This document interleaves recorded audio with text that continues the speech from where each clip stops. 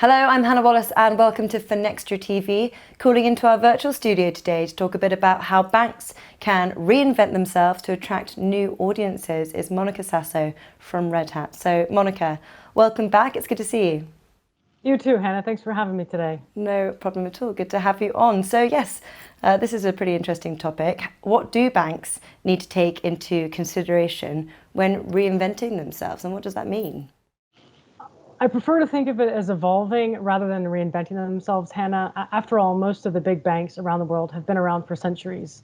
They've supported us all through industrial revolutions, wars, famines, unprecedented growth, through economic crashes, through the eradication of diseases, as well as through the introduction of novel diseases. And they're still here, helping us, most of us today with our mortgages and pensions and other life events, which are very important.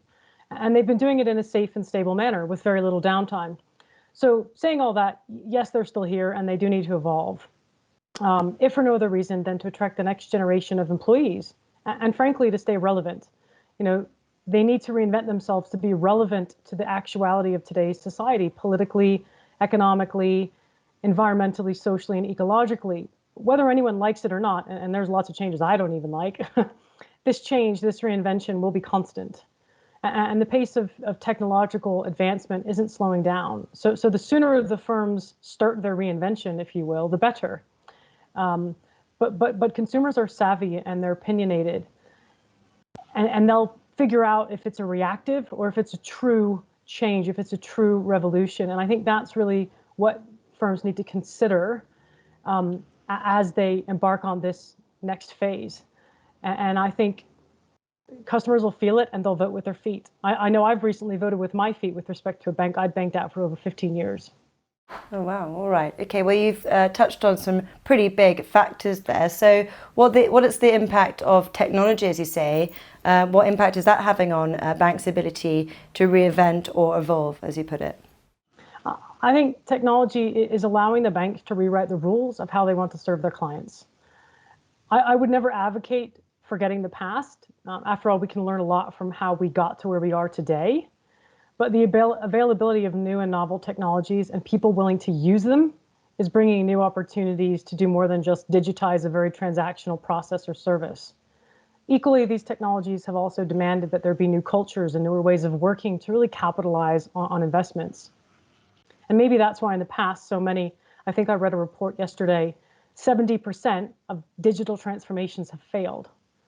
Probably because firms tried to just digitize a transaction rather than think about delivering products and services differently. Yeah, so in short, technology is also demanding that transformation of people and process and strategy angles as well. I think we can all testify to the fact that the pandemic has already transformed the client adoption side of the operating model. So that helps with the process a bit. Well, there you go, exactly. And as you say, I think it's fair to say that the last year or so has had a huge impact on a number of areas in the industry.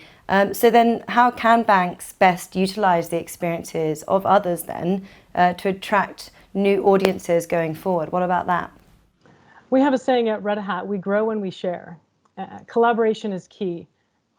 I think as part of this series of interviews, my colleague Nick might have mentioned the platform economy. Well, everyone expects and loves a marketplace and a platform now. That's how we interact with everything in our daily lives.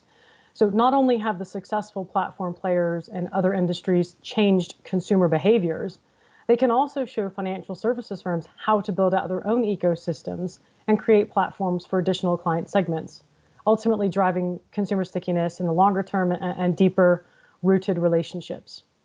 All right, that's really interesting. It's interesting how you've gone back into the past to look into the future, and some very good advice weaved in there as well, Monica. And as always, it's really interesting to hear your insights, but we'll leave it there for now. Thank you very much for calling in. Thanks, Hannah. Have a good day.